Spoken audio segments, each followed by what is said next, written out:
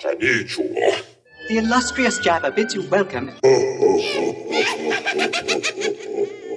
I'm going to regret this. I'm Pete Mitchell. He's Peyton Jones. And this is the Church Planter Podcast, brought to you by Church Planter Magazine.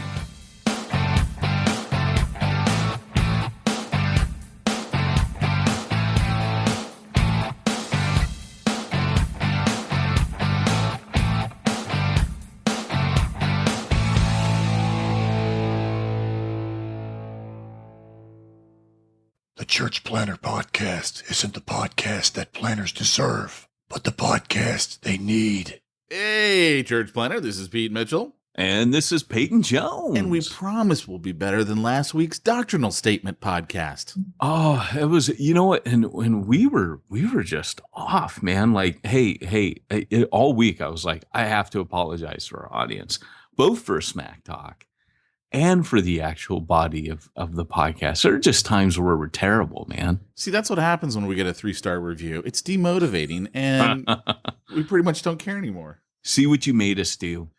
We pretty much just go, you know what, you church planners, we're tired of being hurt and stepped on. So see if we deliver for you the goods. Why doesn't anybody love anybody anymore? Which, you know, I got to share this with you, man. I just downloaded our list of podcasts, all like, I don't know, I think this is like 195 or 196. I mean, we're getting up there. And ranked them according to most popular. Nice. So I want to tell you the top 5. Oh, okay. I can't wait. And I cannot even guess. Let's start here with number 5. Is that number 5? Yeah, that's number 5. Number 5 is, get this. It's Church Planter episode number 3. What? The one about the 5 roles in Ephesians. Wow. Can you believe it? That's number 5. Hey, I should write a book on that. What would be the name of that book if you were to write it? Church Zero, cha-ching. I've missed the cha-ching. I've missed it. And if I wrote a second one, I would call it, and this is not a cha-ching yet. This is a twinkle in your dad's eye. This is, it's not born yet. And it's not my next book. The one I want to write on how these roles work would be called How to Make a Fist. But, you know, it's another talk for another time. I thought you were going to give us the name of your next book. Reaching the Unreached. Cha-ching! All right. Number 4 on the list is Church Planter Podcast episode number 98. Breaking the typical church mold to reach the lost with your church plant. That's kind of encouraging that's in the top 5. Church Planter. Okay. So now we're looking at the third most popular as far as downloads. And that would be Church Planter number 2, the one with Peyton. You know. No, I'm sorry. The one with Peyton's first church plant in a Starbucks. Nice. Yeah, that's the whole title on that one. It was probably Starbucks. It was a draw on that title. It probably was. They're like, what? I can drink coffee and plant a church. I'm in. You mean pastors can drink coffee and read books? Wow. That's what I want to do for a living. How do I sign up for that job? You mean people will pay me to do that? And then I get to walk around church like I'm the big mucky muck. Everyone, look, I'm already offending church planners. Can you believe it? I'm just right out of the gate. No, you're offending pastors. You're making church planners happy. I am offending pastors. There's a difference. I got some funny smack talk about some pastor. Every time a pastor is offended, a church planter gets his wings. Did you know I was called a so-called Christian on Facebook this week? Nice. Yeah, I know. Because, get this, because I won't support Trump. Oh, man, you get behind me, Satan. So did you see my reply on all of that? No. It hurts to look sometimes, Pete. Oh, the reply was just classic. I said something like, You know what? I'm going to save it. I'm going to save it because I'm going to actually look it up. My reply was just like classic Pete, right? Just all right. Number 4. We have to stop we're up for number opening 4. these scabs on our podcast. I know we do. Okay, so now we're at number 2. Second most popular church planner podcast. Church Planner Podcast episode 23. The one about being bivocational.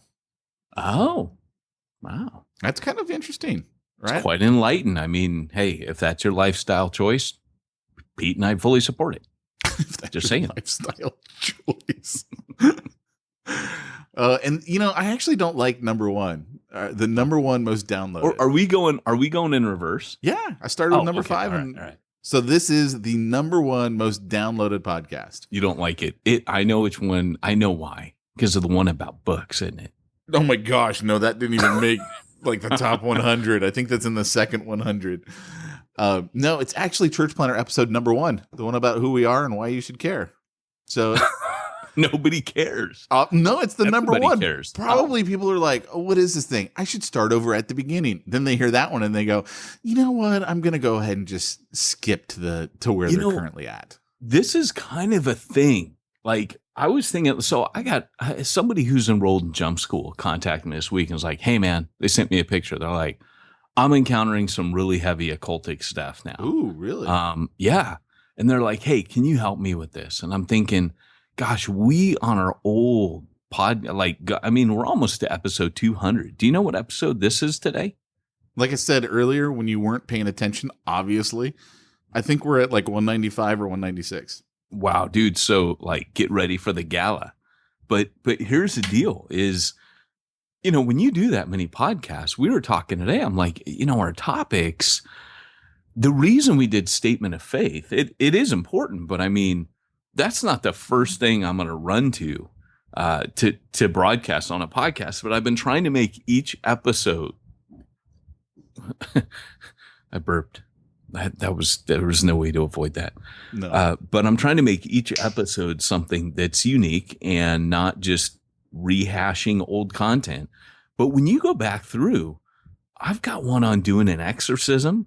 Mm-hmm. It's marked explicit. If you want to search iTunes, it's really easy to find that one because it's one of 3 episodes that's marked explicit. Yeah, and not only that, I mean, there was not at the time. I think there was only one other podcast on the whole of iTunes even touched on that, and it was a Catholic one, if you remember. And so I mean, it's there's a lot of stuff in there, and sometimes I'm torn because I know we got a new audience, and I'm thinking, man. And by the way, if you're a new audience, this is Smack Talk. We do Smack Talk for about 25 minutes, then we do about 35. I'm being generous now. Come on, and then. You're about to, no. But, roughly half the podcast is By the way, that's Church Planner episode number 96, the how-to guide to exorcisms. It is 37 on our list. 96, huh? So 100 episodes ago. Yeah, pretty much. Wow. So if you do want to scroll back, I mean, we have covered so much on our podcast. I mean, most of the other church planning podcasts go to us as a resource to find out what they're going to speak about. In fact, according to Peyton, so do all the conferences. I totally made that up.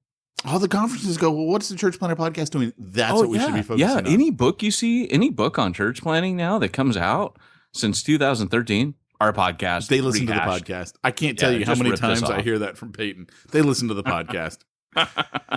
Hey, just to kind of share these here, because I think they're kind of interesting. Number 6 on our list, church multiplication webinar that we put the audio. So that's kind of interesting. Was that the one with Dave Ferguson? That was the one with Dave Ferguson. Yeah. Okay. Number 7 is preaching and the church planter. Nice. Yeah, I know, right? It was like a 10-part series, maybe even more. Number 8 was church planting and the holidays. Number 9 is church planting and missional communities, the real deal. And then number 10, you ready for it? Uh-oh. The one about what to do when you have a transsexual changing in the bathroom. That was number 1. That was the reigning champion. That was number 1 for the longest time. It was, yeah. Wow, how the mighty have fallen.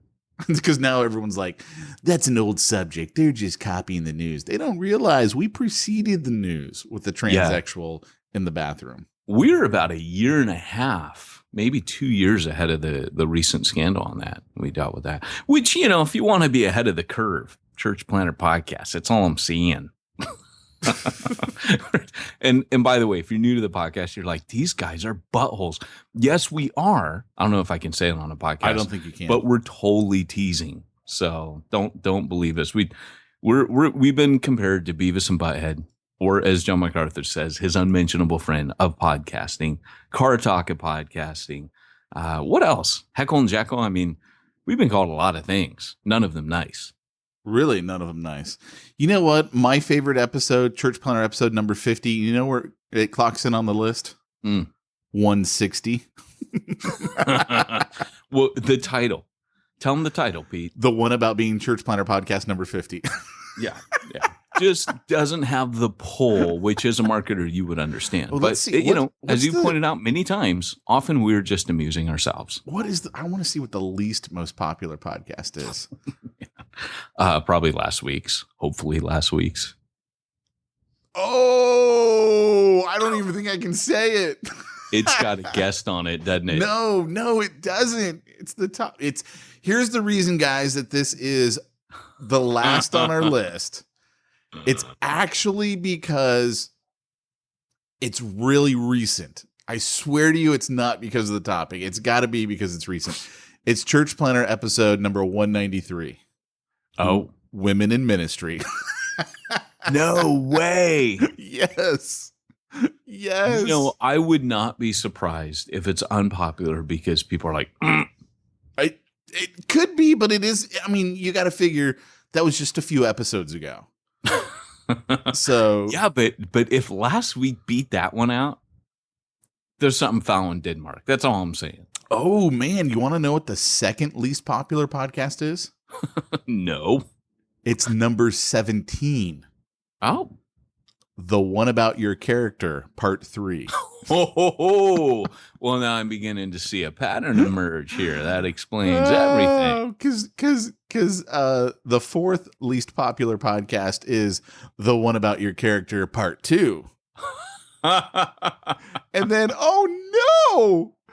What is that? That's 1, 2, 3, 4, 5, 6. That was a good one too. The Both of them. sixth least. No. Oh no, I was wrong. I thought. Oh no, there it is. The 10th least popular podcast, The One About Your Character, Part 1. Oh man, that's because you guys suck. You have no character. How's that for abusing your podcast audience? They're like, I don't care about character. Oh, by the way, we appreciate you. Thank you for listening. Show me how to get more money. At least that wasn't at the top of the list. Like how to get tithing increased at your. Did we do one on tithing? Yeah, we've done a few on Moan. Did we? Yeah. Oh, here we go. Number 29.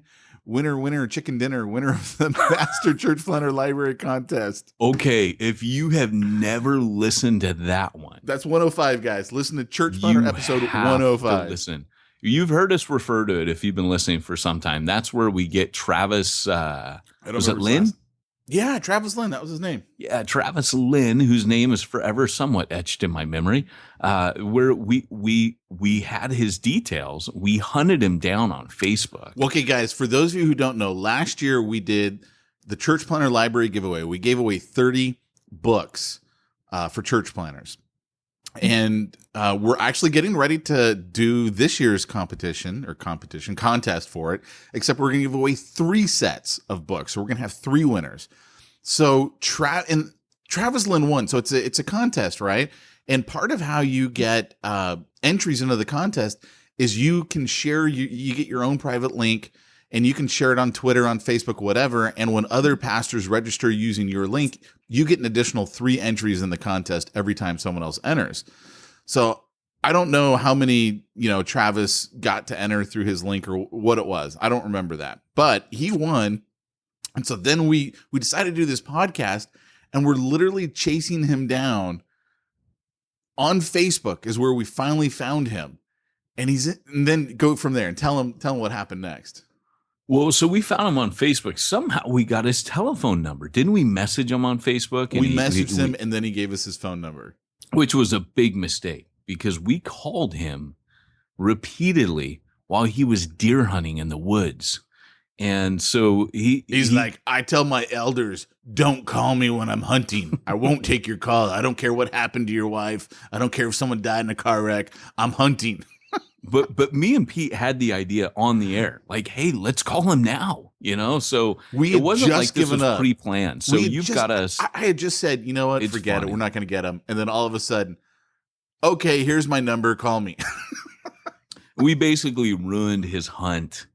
And he was gracious about it because he won 30 church planting books. I mean, that's a lot of money. That he was willing. Look, he won't help you if you're an elder at his church or a deacon while he's hunting. But you throw some books in front of him, like a typical pastor, he's going to take your call. Yeah. It's almost like a 3,000. It's definitely in between $2,000 and $3,000 for 30 church. No, it wasn't because I bought them. It was like 650. But thanks for playing. Oh yeah, I added a zero. Remember, I suck at math. That's right. 600. $30, man. What kind of books are you buying? Those are $100 books. $20 a piece. Well, it's like church zero. Okay, 30 times like 20 $15. Even do 30 times 20. You're not coming up with $3,000. I suck at math. This is why you need simplifychurch.com. You were not a math pastor. I am not. And by the way, simplifychurch.com, I called them up today. It seems like every Friday is my Simplify Church Day. They're like, oh, great. It's Friday. Peyton's calling. Yeah, because we got a guy for New Breed, Jerry McCarty. He's an international missionary. He travels all over. So he's like a globe-trotting apostolic leader. And what he'll do is he'll go to all these different countries. So he runs his fundraising through New Breed, and something came up today. They got their eye on the ball. They contacted me about something, and I was able to just boom. Like I rest in peace, man. I sleep at night. These guys are watching the shop. It's cool. Yep, they're awesome. So, by the way, guys, we might as well get this taken care of right now. If you don't want to go to jail for screwing up your church's finances or get in trouble with the IRS and have them come after you, which, by the way, they don't need a court order to take away your own personal money. They can go seize it. It's totally unconstitutional, but welcome to America, boys and girls. So we would just encourage you to call up simplifychurch.com and maybe have them help you out with all of that stuff that pastors don't like to do. Yeah, unfortunately, the Constitution is what the Bible is to a lot of Christians. It's a nice document that we talk about, but don't really pay attention to.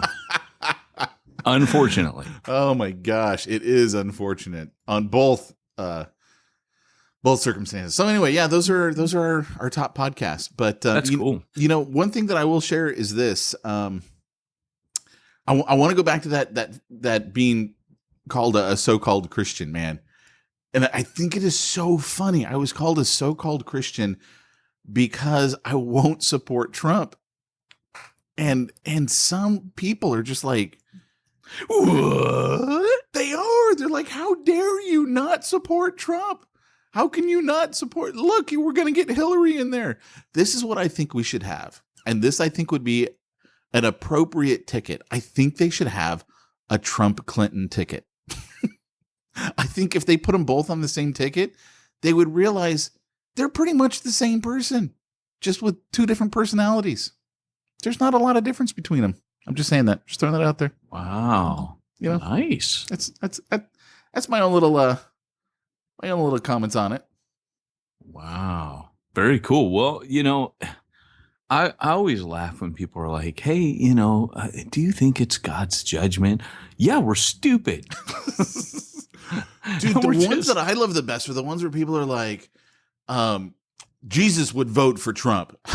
I'm like, wow, man, have we really reached that point where we can say, well, Jesus would vote for Trump? Well, here's the deal, man. Like when people ask me those questions, I think, our system's bad. And I don't want to get all, you and I are always down on the political nature of this country. But here's the deal, man. There's that saying that, why is God letting this happen? Well, sometimes these things happen because you're stupid and you make bad decisions. So The reality is we've been stupid and we've made really bad decisions as a country for a long time. God doesn't need to judge us. Our own stupidity. There's a book called Proverbs that kind of tells you reap what you sow. I don't think God is actively punishing us with our political candidates. I believe our own actions and stupidity have led to this, like so many things in our life, right? If you put hot coals in your lap, you're going to get burned. That's what Proverbs says. This is just Proverbs acting itself out. Yeah.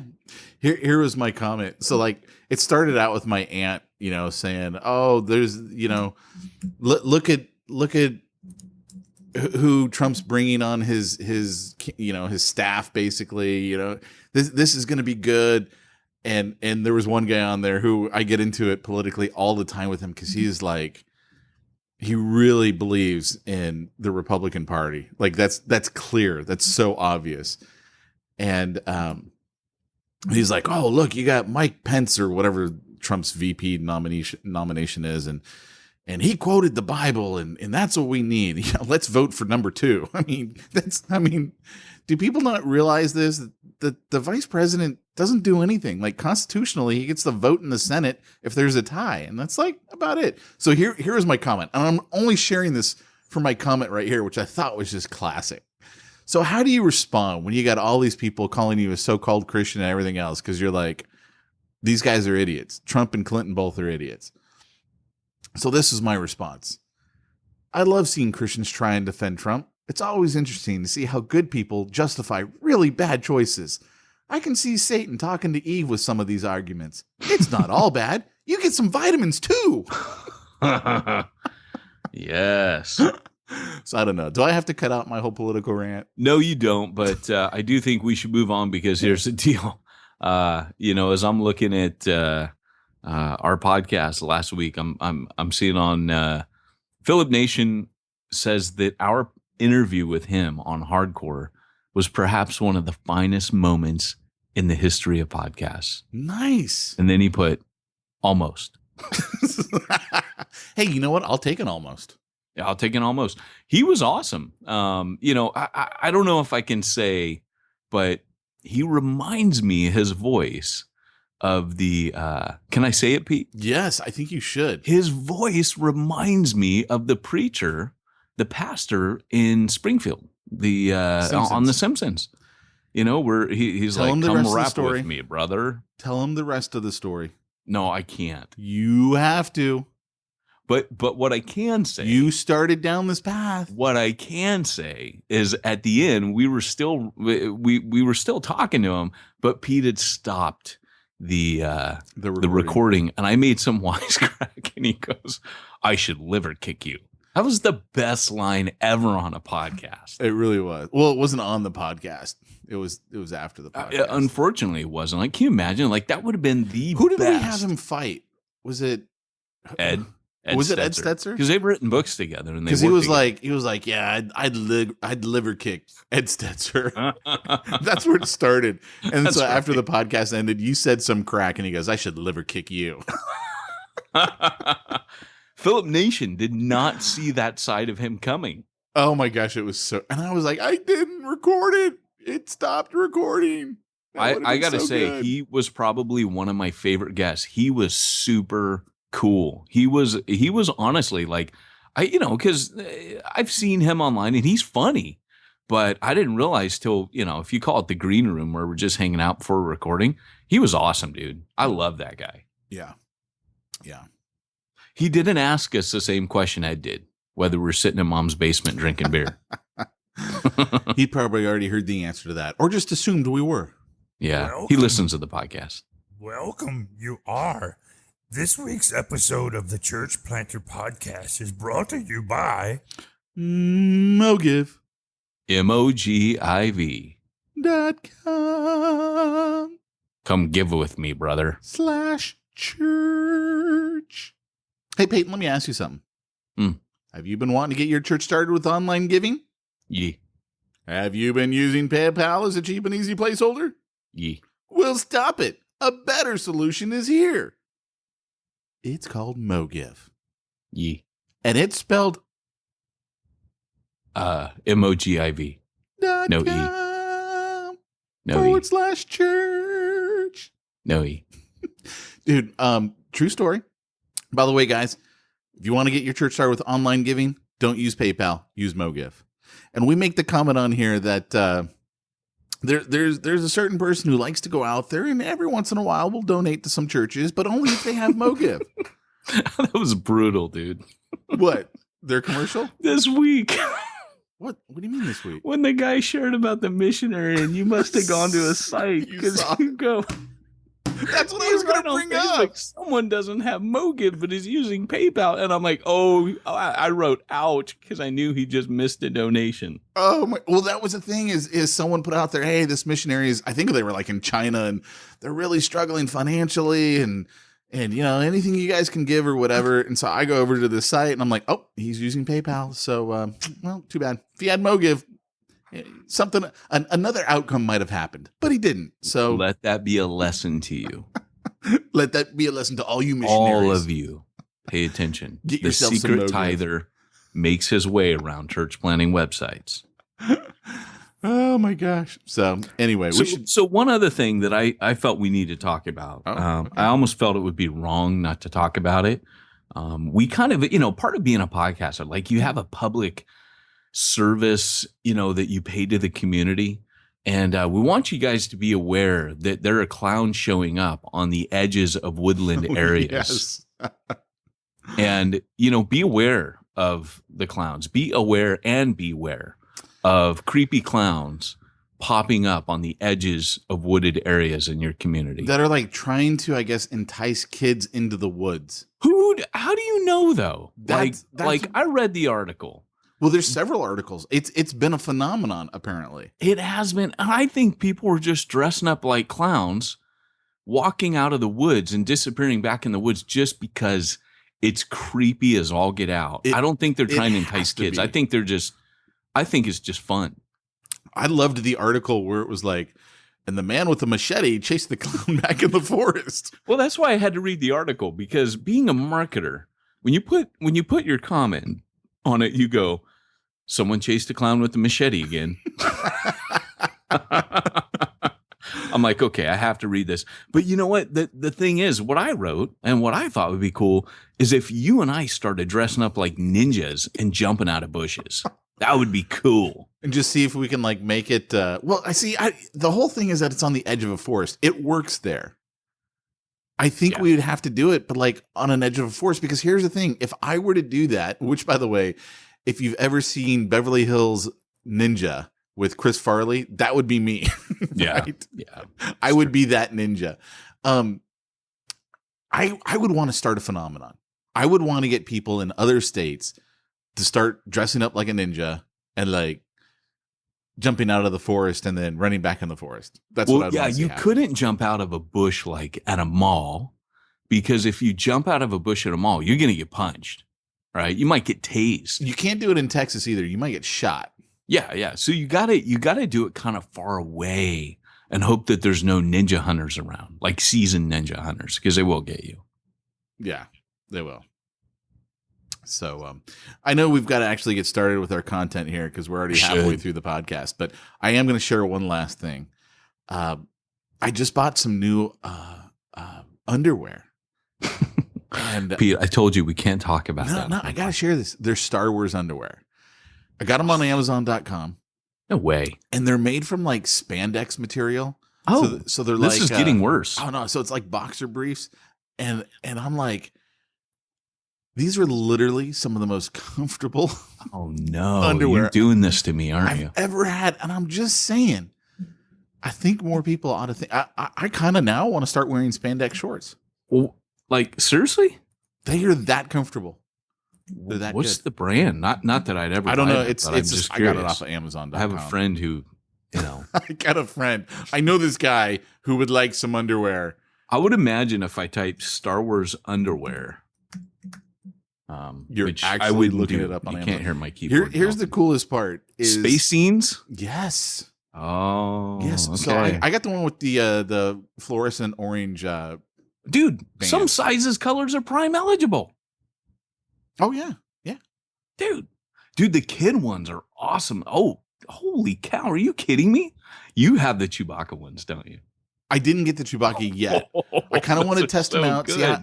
See, I kind of want to wash them too to see, does this material hold up? Because I've never had. Oh my god! Whatever this Dude, material you've like is. changed my life. They have. Here's the best Star part Wars? about the space scene. On the butt, Oh, there's no medium. right where the butt is an explosion scene. Like it's shooting something and blowing up. I'm like, Oh, this is like the perfect pair of boxers. I would never wear pants again if I have that. I already am wearing sweat shorts right now. Did I right. talk about sweat You shorts yet? did. You Dude, did. I You would- said I something would- like, when you've given up on life, sweat shorts. Dude, like this, I didn't think you could get any lower, and apparently you can. Because man, if I had Star Wars, this is like underoos, but they're not underoo briefs. They're like It's like Boxer spandex, briefs. man. It's boxer briefs made out of what I can only assume is a spandex like material. Never You having could worn totally- spandex, I'm not 100%. I mean, not in a creepy way, but you would totally want to show people your underwear all the time. Well, I do want to show them to my wife all the time, but that's a whole nother thing. It's different. I know you're going to show them to me tomorrow. When I see, you're going to be like, dude, check out my As undies. soon as Luke sees him, he goes, "Well, what underwear are you wearing right now, Dad?" Dude, there are Star Wars circa 1980 comics.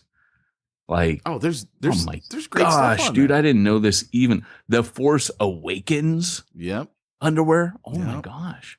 yep. I See, 'cause- love you. 'cause I know. I bought some What? boxers at Disneyland, some Star Wars boxers there, and I really don't like them. So I was like, I want to get something else. Dude, So- you How's that for tuning into the Church Planter podcast, listener? Aren't you glad you we did got a now? little bit carried away. That's all I'm saying. Okay, we are a 3-star podcast. I'll now accept that. Okay, so we should actually get started here. Doc, why don't you take it away? Oh, great! I just got a text from Peyton. Great Scott! It's time for this week's topic. Can you not say it on the podcast? Is that why? Okay, moving along. Today's topic is It's great. It's a great pair of boxers. I don't feel right about it. It's not immoral. I just don't feel right about it. We've gone a step too far. I man. don't mind saying it. See, to me, it's not bad. I'm gonna say it. Okay, it's a pair of boxers with Scooby Doo, and Scooby's got a little kiss No. up on his cheek, and it says. Never mind, I can't say it. Okay, so Doc Brown. it's hold not on. it's not perverted. It's just too far. So all right. So hey, today's topic is. Where do you go with this? Whatever. I don't know. And we've got a serious, Do we really have- good topic. Do we have to cut this out? No. But yes. I have to. Then I have to at least finish it. You can't leave people in suspense like that. I have to at What are you least finish cutting it. out? I'm not cutting out anything then. Oh yeah, cut it out then. No, serious? I think so. I just think it's too far. All right, fine. I won't tell you. I'm sorry, guys. Peyton won't let me tell you. You just gotta hunt for Scooby Doo underwear. That's all I'm saying. All right, here we So- go. Doc Brown, let's hit us up again, Doc right. Brown. Great Scott! It's time for this week's topic. Okay, this this week's topic is ethnic church planting, brought to you by. We've already done our commercials, but it just was the tone in which I said it. But I want to talk a little bit about ethnic church planting. Ethnic church planting is a big deal. For example, North American Mission Board right now is focusing on ethnic church planting. Over half their church plants are ethnic church plants. It's a big talk right now. Like if you go to surely within the last 5 years, the conferences have gone from being all white guys to now being a mix, right? Kind of we've talked about things like homogenized church planting. We talked about, church planting, that being multiracial, as a church plant does not make you multi cultural. So we just want to talk about what ethnic church planting is, what it should be, and where it can be going wrong. Because there are some pitfalls that you run into with it. So first off, ethnic refers to people groups. There are people groups. Try to get away from using the term like, multiracial. If you're a person, a human being on the planet, there is only one race, and that race is the human race. So, unfortunately, some of our language, like my language tends to be sexist a lot. Like I'll say guys, because I constantly train church planter guys. But, if you're a church planter, right away. If you're going to be fair about that, though, when we were growing up, we used the male form of words to refer to everybody. We did, yeah. The masculine and I'll tell version. people, hey, it's an 80s thing, It's like, hey guys, I'll go in because everybody I work with in business, like with my clients, are mostly women. And I go, hey guys. I mean, it's just, I'm referring to a group of people. And it is fair. But the problem is women are being very neglected in church planting. And even if you come out super traditional. And apparently no one wants to listen to the Women in Ministry podcast. No. So even if you're like, hey man, I'm a complementarian, the fact is your wife is a church planter as much as you are. She's planting the church right there with you. Kind of like Ginger Rogers said, hey, I did everything Fred Astaire did, but backwards and in high heels. She doesn't get a lot of the perks you get, but she's making a lot of the sacrifices. One of the sacrifices she's making is her husband, right? So she is church planting. She's giving up a lot of time, probably a lot of security, and a lot of predictability in her life. But anyways, so language has to change. That's something my wife always busts my chops on, like, hey, because I'll say, hey, you get a few guys together. Well, language can be a tricky thing. When we talk about ethnic church plant, we're referring to people groups and various people groups. And there's, obviously there's so many different people groups. There are people groups that you haven't even heard about, like the Hmong tribe, heavy presence in Long Beach, but I didn't know what they were before I went to Long Beach. We tend to think just the big ones. Like first off, what we do is we lump all Asians in together. We say Asian, not realizing that when you talk to an Asian person, they're like, hey man, I'm Japanese, or I'm Korean, or I'm this. And it can be really insulting to call somebody something that they're not. Same with like a person from New Zealand versus Australia. Often you can talk to if you call a Kiwi in Australia, he's going to get mad. If you call a Welsh person English, they're going to get mad. And so people have their tribes and they have their identities. Well, one of the concerns right now, and the reason why this is big on the radar, is it used to be in order to reach these tribes, like the Bible says, from every tongue, tribe, and nation, used to be that in order to reach these tribes, you had to go to them. You had to become a missionary and cross the seas. But in today's world, with immigration, everybody's coming to us. The world is on our doorstep. And one of the things that can be really challenging to a church planter who could be tempted to like just want people in the door, just trying to get butts and seats, which oughtn't be your focus anyways. But sometimes the last thing you're thinking about when you're planning a church is, people groups, people of different ethnicities in my city. And if you're white, you tend to just reach white people, and you tend to only think like white people think. And therefore you tend to just reach your own. I want to read to you a passage where Paul, and what I love about Paul is as you trace Paul's ministry, you see him growing. In other words, Paul doesn't just stay the same kind of church planter. The reason he could say he was a wise and master builder is he was always improving. He always maintained the posture of a learner. So as I'm speaking about this, I'm speaking as like white, middle-class white guy. Now, I get angry don't get me wrong here. I get angry when people treat that like that's a crime, because that's another form of ethnocentrism or racism. And I won't put up with it. So if you can tell me, like, try to make me feel bad for being white middle class, that's not cool. Do I have privilege in society? Yes, very much so. And I'm aware of that. And so, but what I don't allow is for any racial tension coming from either side, because the gospel has an answer for that, no matter who it's coming from. So anyways, Paul in Acts chapter 12, verse 4, he says, it says, sorry, did I say Acts chapter 12, verse 4? I mean, Acts chapter 20, verse 4. It's, and we'll back up. It says about Paul in verse 1, after the uproar ceased, Paul sent for the disciples, and after encouraging them, he said farewell and departed for Macedonia. When he had gone through those regions and had given them much encouragement, he came to Greece. There he spent 3 months, and when a plot was made against him by the Jews as he was about to set sail for Syria, he decided to return through Macedonia. Sopater the Berean, son of Pyrrhus, accompanied him, and of the Thessalonians, Aristarchus and Secundus, and Gaius of Derbe, and Timothy, and the Asians, Tychicus and Trophimus. So here he's got Bereans, he's got Thessalonians, and he's got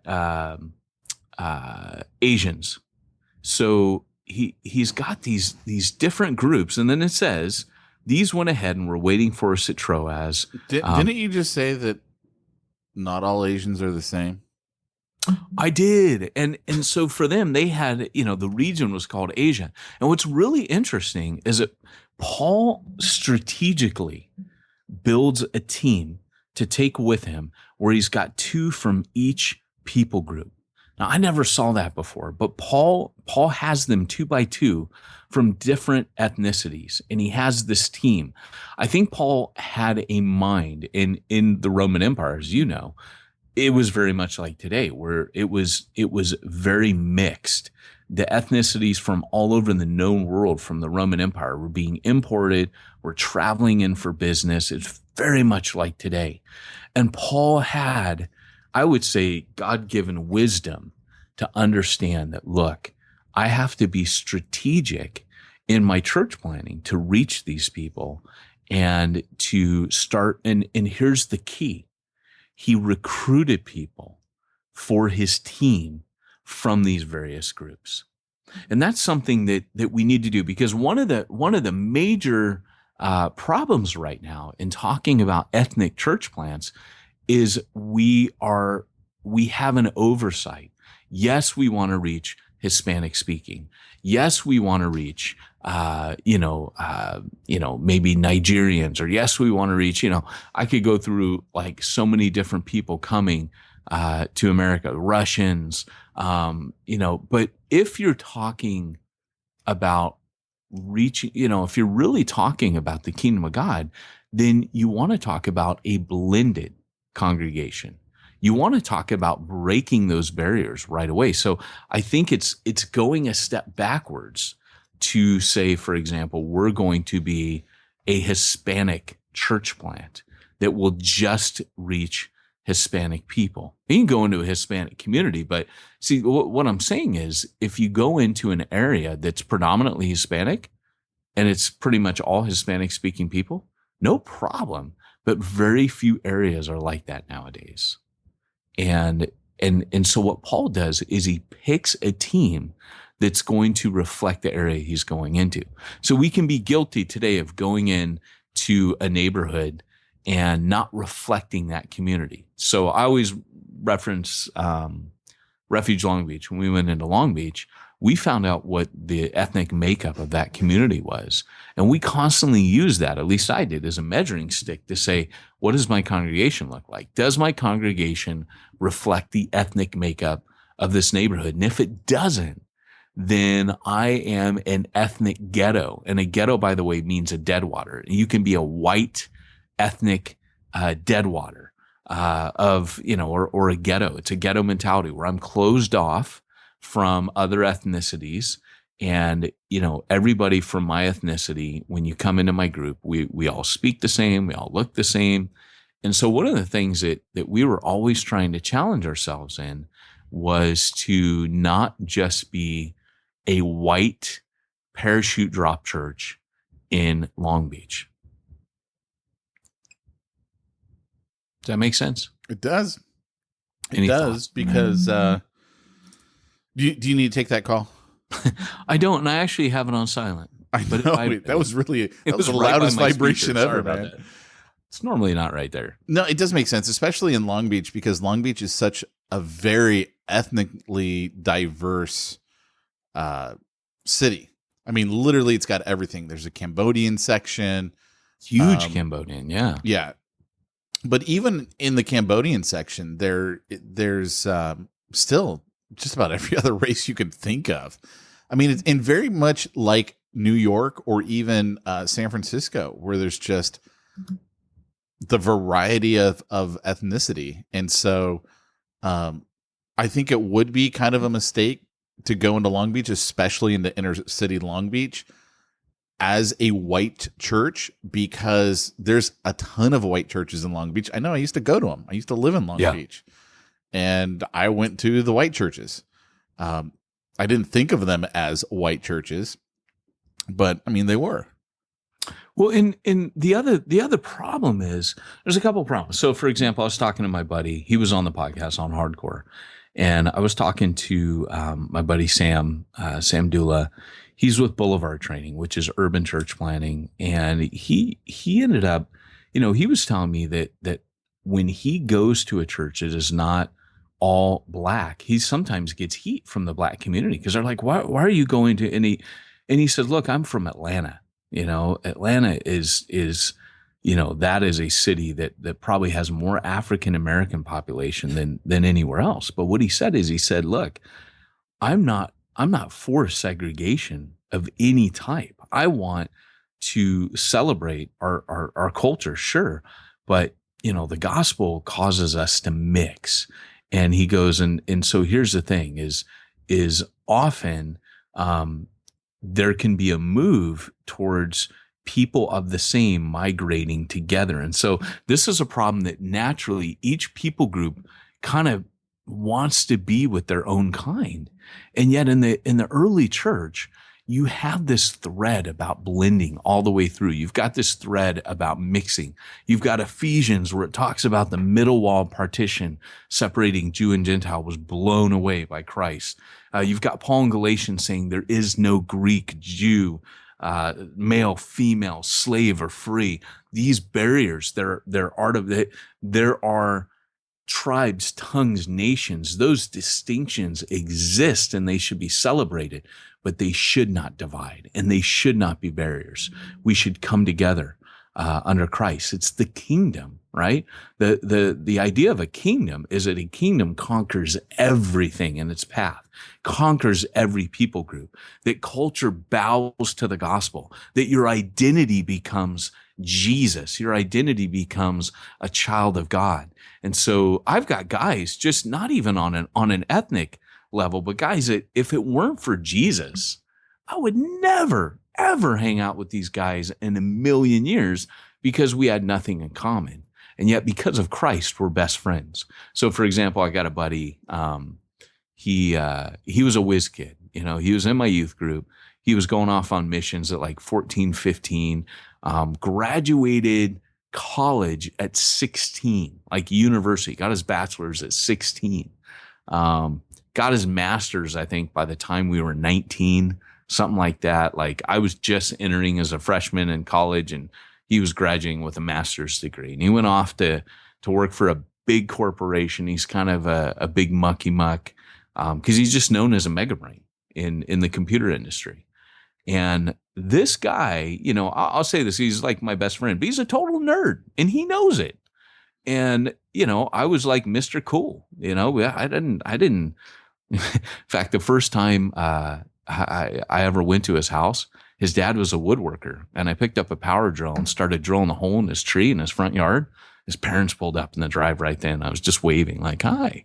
But, I think his parents were like, who's this kid with hair down to his butt? Looks like the Red Hot Chili Peppers, bunch of earrings, wearing PJ bottoms. Who in the heck is this kid? And but if it weren't for Jesus, and we knew it at the time, we'd say it. We would never ever come together. And Christ does that, right? He breaks down all of those partitions and barriers, because the races, the I'm not supposed to use that word, but the ethnic tribes, those are awesome, man. Like, those are beautiful. But we should come together. What a witness to the world. We come together, when the world's constantly trying to separate us, and we see the injustices of law enforcement and, fuels thrown on the fire saying that we're divided. When Christians come together, Christians speak into that stuff, it's powerful, man. That's what Martin Luther King Jr. did. That dude was powerful because he spoke about the gospel and the effect it should have. I think that it's really interesting when you think about race and how we perceive and interact with other races, especially when it's people we don't know. Other ethnicities, Pete? Yeah. Ethnicities. Oh, I see what you're saying. I see where you're going. I corrected you. Yeah, but I think about this a lot because of all of the ethnic issues that have been coming up. Did you like that? I saw what you did there. Okay. And I do believe in certain parts of the country, things are significantly worse than in other parts of the country. We've talked about that on this podcast before. I've read some articles about some certain areas of Texas that like in your case, I wouldn't want my daughter to go there because she's going to get pulled over by the cops. They're going to take all of her money and there's literally nothing she can do about it. Yeah. It's just, there are certain parts of the country. And I was talking to my best friend from college. He was my best man at my wedding, and he is black. He is so black that he's told me on many occasions that he gets made fun of by black people, right? Because he is so black. He is dark black. And we were talking, this is maybe a month or so ago, and I go, man, what have you run into as far as race is concerned? Race issues, racism, not ethnicism. Sorry, Peyton, I got to use the racism word. And he was very honest. He goes, I haven't run into it a lot in California. And I think in California, where we see racism more is towards anyone from Mexico or Central America, South America. Like, we see that race issue more in California. But it's not to say that there is no issue with between blacks and whites and that, right? I'm not in any way saying that, but there are other parts of the country where it shows up differently. Like you mentioned in the UK, the Polish, like that's a big race issue, right? Yeah, it's huge. It is the equivalent of the tension between Anglo and Hispanic, where they're like, hey, they're taking our jobs, all the gripes that racist white people make about the Hispanic population. It's the same thing that and this is like white on white hatred, right? It's again a different ethnicity and a different people group, and so it's the same exact kind of thing. But I think about this, and like if I go to an area and I'm in an area where I don't like, it's not my hometown, right? Or it could be my hometown, whatever. It doesn't even matter. But if I'm not with a bunch of friends and I see a bunch of people standing around, I know my first instinct is not to go over to where all the black people are hanging out and go hang out with them. Like, that's not my first instinct. Yeah.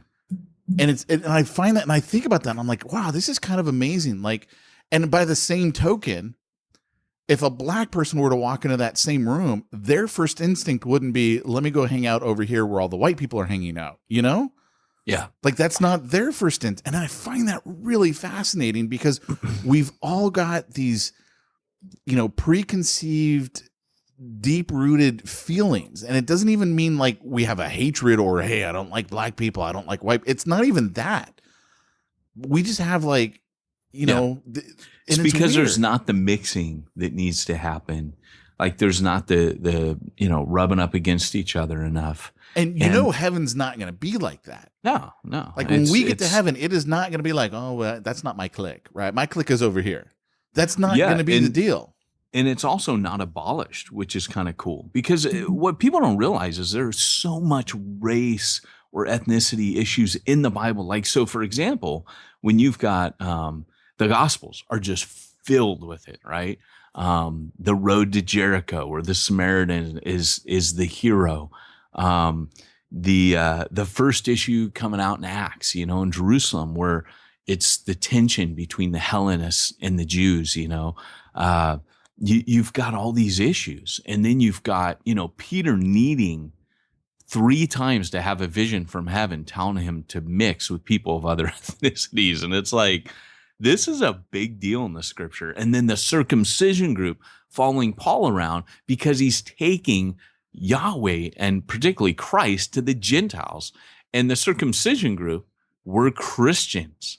They were, and you would argue theologically, they weren't, they were cultists, but they professed Jesus, but through the portal of the Levitical law. So, it's really interesting. You find in their major deal was they were like, no, you can't do this. You can't bring the Gentiles into this.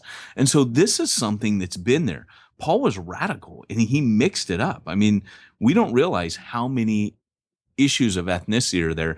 But what I love is how Paul strategically orchestrates his team. Now, in order to build a team like that, you have to reach those people. So I get the idea of saying, hey, we're going to do a Hispanic church plant. We're going to do a Cambodian church plant. I get that. But understand this, guys, because of the issues of first generation, second and third generation citizens, it's short-lived. So in other words, it may be the method you use to go frontline and to make contact with these people. But here's the problem. A first generation, the definition of that, a first generation person means they're born. So let's say like someone comes to America and they're first generation Japanese. First generation Japanese moves to America and he was born and raised in Japan. So when he moves here, his culture is Japanese, right? His way of life is Japanese. He goes home, he takes his shoes off before he enters. He kneels at a little table, right? He doesn't sit in a chair. Like his ways, his customs are Japanese, and he is a foreigner living in a foreign land. So if you want to reach that guy, you do it in the Japanese language, kind of like how Paul says, I became all things to all men, right? To reach some. Now, what that means, Paul didn't just choose. Paul was, he was strategic. And so we have to be strategic. So if we're going to reach people of the first generation, then obviously it becomes a monoethnic church plant. But if we want to reach that guy's kids, it needs to be a multi-ethnic church plant because he has multi-ethnic culture. So now his son, if his son is born in Japan, but raised in America, he's 1.5 generation, right? Where he's kind of that in between. But second generation means that he's born here, right? And then his kids will be third generation. So he's born and raised in America. His kid, he's more American. He feels more American than he does Japanese. He'll say, I'm Japanese, and that is his descent.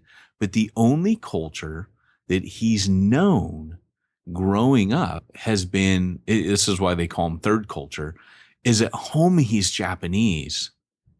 Outside of the home, he's completely American. And as he relates to society, he does not relate as a Japanese person. He relates to society as an American Japanese person.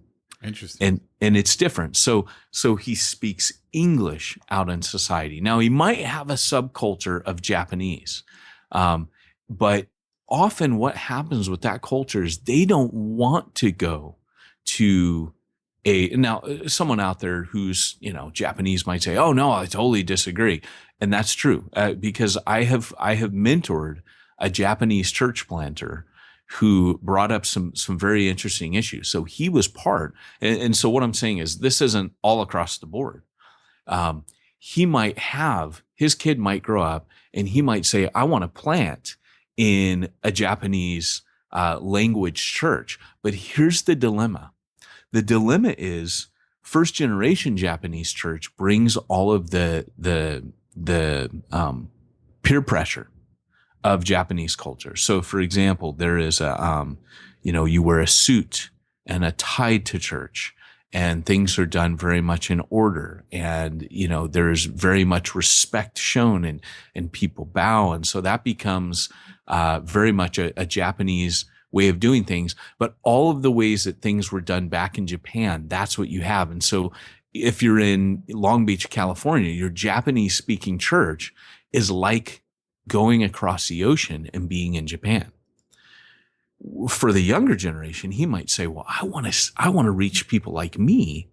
But he might say, you know what? We take for granted that, for example, like hymns are being sung, things are done very traditionally. So what you're doing is you're actually importing the tradition of that culture into a church plant. And so the guy is feeling very much like you would from a 1950s pew sitting, suit wearing, old King James reading, that kind of pass the giant gold offering played around. He's feeling that same tension. And he's seeing people from 1.5 generation or second generation saying, I want to reach them with the best of Japanese culture in their first language spoken at home, but I want to do it with modern skin on. And this becomes a major dilemma. But the other dilemma he has is he lives in a multi-ethnic world. And all of a sudden now he's facing the problem that I also work with colleagues who are not Japanese, and I would love to bring them to this church.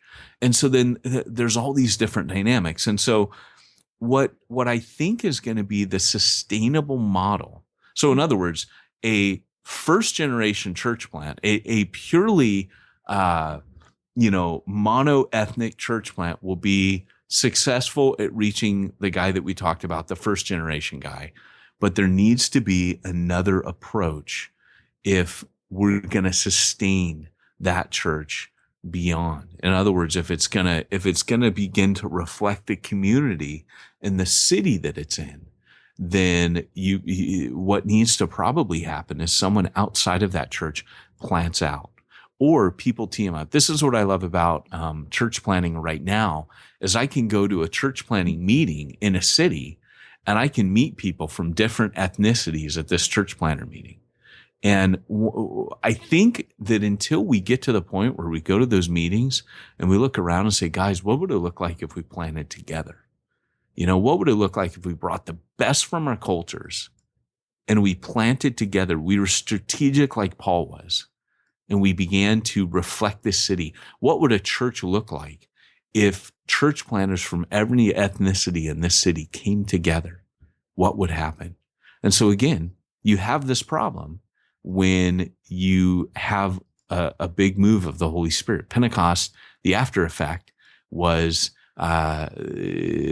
ethnic tension, because there were all these people, the Feast of the First Fruits. They had people from all over the world at their doorstep for the Passover, and suddenly there were ethnic tensions, and they had to address them. But interestingly, most of those that became, including Stephen, most of those who became deacons, their first deacons, the disciples strategically picked them all to be Hellenists, because they wanted to make sure that the Hellenists were effectively looked after in their mix. It was a multi-ethnic congregation. I don't understand what a Hellenist is, man. You can't just drop that one on me. Oh, sorry. So a Hellenist is a person of Jewish descent who was raised in the Gentile world, like in Turkey or in Antioch or Asia Minor or Macedonia, and they've made the pilgrimage to Jerusalem. right? So that's what a Hellenist was. A Hellenist was someone who, what we just described about the second generation Japanese, a Hellenist was somebody who they had a whole different culture, and yet their faith was Jewish.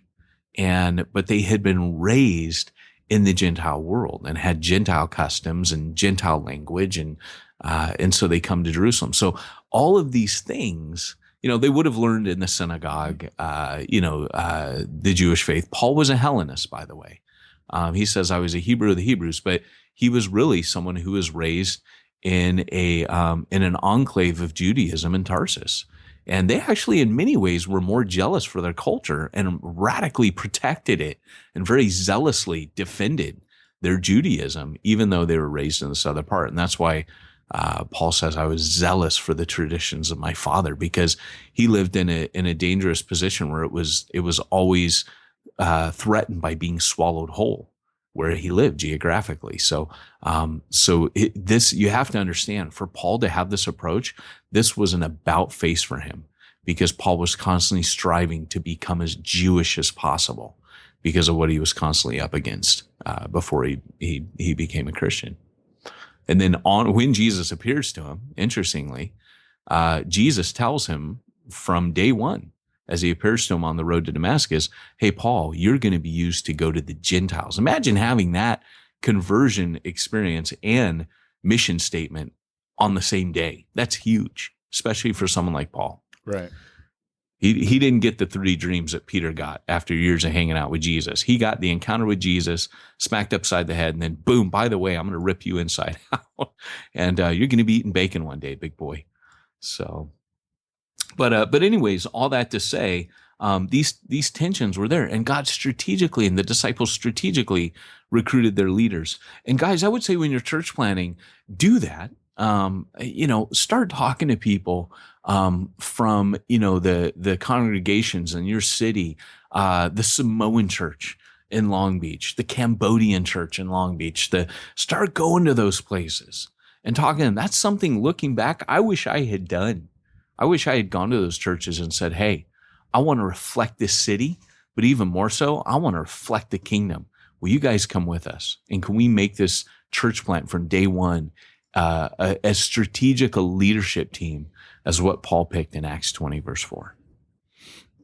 I dig it, man. I do. I really got going there, didn't I, Pete? Well, we went a little long on Smack Talk, so it's all right. All right. So, hey, guys, I hope I made you think today. And I hope that we've kind of opened it up today so that you're like, wow, man, I never thought about that before. Pray about it and think about it. I hope one day that our churches are the number one spot in America where you come and you see the kingdom of God. You see a glimpse of heaven. You see a glimpse of what John saw with every tongue, tribe, and nation. And those cultures are celebrated within the church, just like they will be in heaven. So, hey, guys, this has been the Church Planter Podcast, reminding you, if you want to reach the ones that nobody's reaching, you need to go where nobody's going and do what nobody's doing. Calm down, diddly diddly diddly diddly diddly. They did their best, shoddily iddly iddly diddly. Gotta be nice, hostility diddly biddly diddly. Ah, hell, diddly ding dong crap!